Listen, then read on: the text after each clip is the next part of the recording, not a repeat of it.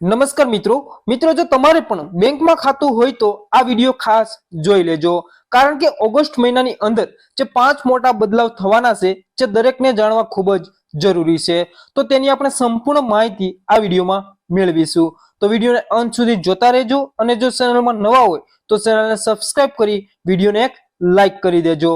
સૌપ્રથમ વાત કરીએ મિત્રો તો હવે એકાઉન્ટમાં મિનિમમ બેલેન્સ નહીં હોય તો પણ કોઈ પણ જાતનો ચાર્જ નહીં લાગે। આ મિત્રો એસબીઆઈ સહિત અનેક બેંકોના નિયમોમાં આ ફેરફાર કરવામાં આવ્યો છે। મોટાભાગના લોકોની આ સમસ્યા હોય છે કે બેંક એકાઉન્ટમાં પૈસા ના હોવાને કારણે બેંક તરફથી એવરેજ મિનિમમ બેલેન્સ ચાર્જ જે કાપી લેવામાં આવતો હોય છે, પરંતુ હવે સેવિંગ એકાઉન્ટના કસ્ટમર્સને આની ચિંતા કરવાની જરૂર નથી કારણ કે SBI, bank of Baroda, Punjab national bank, Canara bank અને ઇન્ડિયન બેંકના જે મિનિમમ બેલેન્સ રાખવાના નિયમની અંદર મોટો બદલાવ કરવામાં આવ્યો છે। તમામ બચત ખાતા પર જે મિનિમમ બેલેન્સની શરત જે પૂરી નહીં કરવા પર લાગવામાં આવતા ચાર્જને ઓગસ્ટ 2025 થી દૂર કરવામાં આવ્યા છે।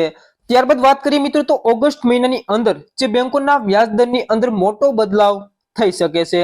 ઉલ્લેખનીય છે કે આરબીઆઈ જે મોનેટરી પોલિસી કમિટી એટલે કે એમપીસી ની 4 ઓગસ્ટ થી લઈને 6 ઓગસ્ટ વચ્ચે એક બેઠક મળવાની છે જે બેઠકની અંદર વ્યાજદરો અંગે મહત્વપૂર્ણ નિર્ણયો લેવામાં આવશે।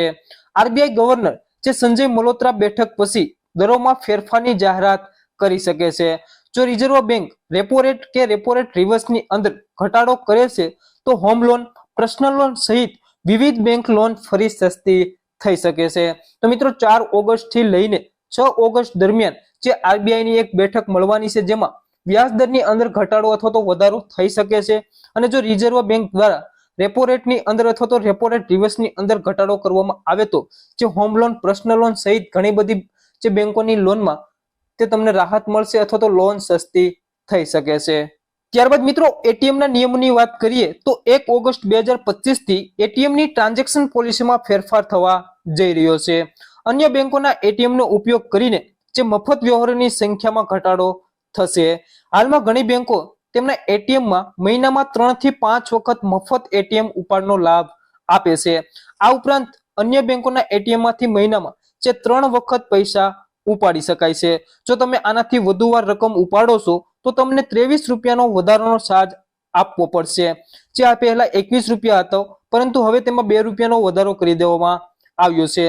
તો મિત્રો 1 ઓગસ્ટ 2025 થી જે એટીએમમાં ટ્રાન્ઝેક્શનની પોલિસી છે તો એની અંદર મોટો બદલાવ જોવા મળી શકે છે। જે એટીએમ ની અંદર તમે 3 થી 5 વખત ફ્રીમાં ટ્રાન્ઝેક્શન કરી શકો છો, ફ્રીમાં તમે પૈસા ઉપાડી શકો છો। જો તમે વારંવાર પૈસા ઉપાડશો તો તમને 23 રૂપિયાનો ચાર્જ લાગી શકે છે। જે પહેલા 21 રૂપિયા હતો પરંતુ હવે તેમાં 2 નો વધારો થઈને જે 23 રૂપિયા ચાર્જ આપવો પડશે।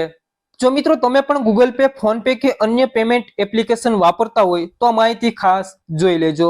જે 1 ઓગસ્ટ 2025 થી યુપીઆઈ યુઝર્સ માટે ઘણા નવા નિયમ લાગુ થવાના છે જે ડિજિટલ પેમેન્ટને વધુ સુરક્ષિત અને સુવ્યવસ્થિત બનાવશે। જો તમે ફોન પે, ગૂગલ પે કે પેટીએમ જેવા થર્ડ પાર્ટી યુપીઆઈ એપનો ઉપયોગ કરો છો તો તમે હવે દિવસમાં માત્ર 50 વખત જ બેલેન્સ ચેક કરી શકશો। મિત્રો સૌપ્રથમ બદલાવ છે મિત્રો કે હવે તમે ગૂગલ પે, ફોન પે કે અન્ય એપ્લિકેશનમાં જો તમે બેલેન્સ ચેક કરો છો તો દિવસમાં માત્ર 50 વખત જ બેલેન્સ ચેક કરી શકાશે।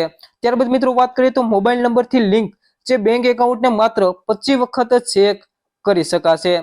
ત્યારબાદ વાત કરીએ ત્રીજો બદલાવની તો ઓટો પે ટ્રાન્ઝેક્શન છે તો હવે તે 3 નિર્ધારિત ટાઈમની અંદર જે ટાઈમના સ્લોટની અંદર જ પ્રોસેસ થશે। તો મિત્રો તમે ઓટો પે ટ્રાન્ઝેક્શન માત્ર એક દિવસની અંદર 3 વખત જ કરી શકશો। ત્યારબાદ ફેલ ટ્રાન્ઝેક્શનનું સ્ટેટસ માત્ર 3 વખત જ તમે તપાસી શકશો અને એ પણ 90 સેકન્ડના અંતરમાં તમે તમારું જે ફેલ ટ્રાન્ઝેક્શન હોય તો એનું તમે સ્ટેટસ જોઈ શકશો।